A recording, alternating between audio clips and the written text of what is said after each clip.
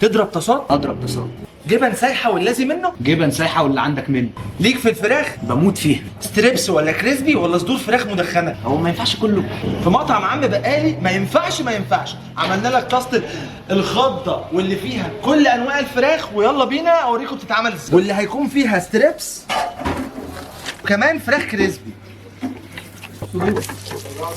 وكالعاده الطاسه السحريه بتاعتنا الجميله بالمكونات اللي احنا قلناها قبل كده.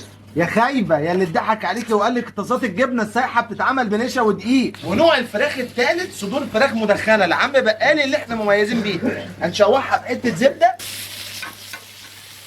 زي ما انتم شايفين، الستريبس والكريسبي وكمان صدور الفراخ المدخنه. اسمعوا السيمفونيه دي. بصوا الجمادات.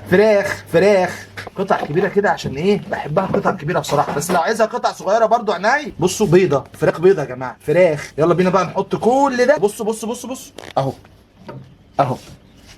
اهو.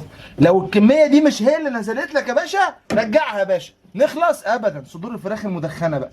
بصوا الطاسه كلها فراخ.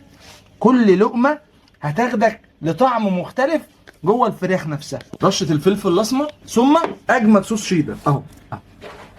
ابدع. ودي. اوعى تحتار مع مطعم عم بقالي، حط لك في الطاسه الخضه كل الاختيار. وانا جيت واشتريت.